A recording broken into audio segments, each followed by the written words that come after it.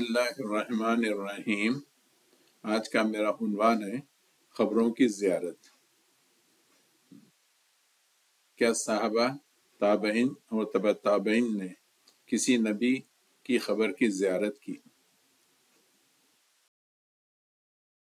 فلسطین میں بیت المقدس سے صرف 30-40 میل کے فاصلے پر الخلیل نامی شہر میں حضرت ابراہیم علیہ السلام کی خبر ہے۔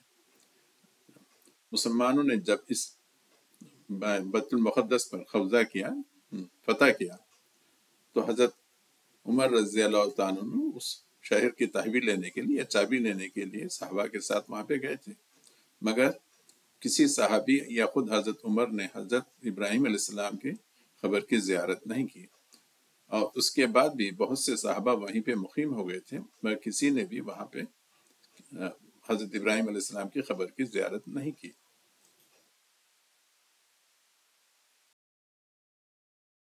بہت سے صحابی وہاں پہ مقیم ہو گئے تھے، جیسے عبادہ بن صامت، ابو عبیدہ بن جراح، ابو دردہ، معاذ بن جبل، یہ لوگ دمشق میں مقیم ہو گئے تھے، مگر ان میں سے کسی نے بھی حضرت زکریا اور حضرت یحییٰ علیہ السلام کی خبر کی زیارت نہیں کی۔ مدینے میں نبی اکرم صلی اللہ علیہ وسلم کی وفات کے بعد کوئی ایسی روایت نہیں آتی کہ کسی صحابی نے آ کے رسول اللہ صلی اللہ علیہ وسلم کی روزے کی زیارت کی ہو۔ بس وہ لوگ آتے ہیں، نماز پڑھتے ہیں اور چلے جاتے ہیں۔ حتیٰ جو اطراف کے دیہاتوں سے جو لوگ جمعے کی نماز کو آتے ہیں، وہ لوگ بھی نماز پڑھتے اور چلے جاتے ہیں۔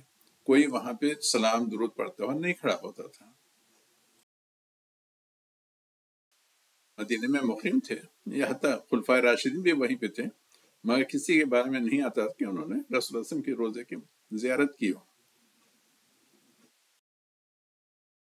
عمر کے فرزند عبداللہ بن عمر کے بارے میں آتا ہے کہ جب وہ مدینے سے باہر جاتے اور واپس آتے تو اپنے وہاں پہ آ کے سلام کرتے تھے، کیونکہ خود ان کے والد یعنی حضرت عمر اس کی خبر رسول اللہ صلی اللہ علیہ وسلم کے بازو ہے، اس واسطے وہیں پہ آتے تھے۔ بس وہ صرف حضرت عبداللہ بن عمر کا رواج تھا، یعنی وہ بھی ہر روز نہیں، بلکہ جب مدینے سے باہر جاتے تو وہ آ کے یہ کرتے تھے، سلام کرتے تھے وہاں پہ۔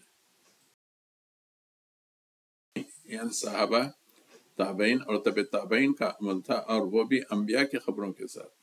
مگر آج ہم ہیں کہ پتہ نہیں کتنے ہمارے پاس خبریں ہیں اور کتنے وہاں پہ جاتے ہیں، اور یہ خبروں کی زیارت صرف بریلوی نہیں، دیوبندی بھی اس کے قائل ہیں۔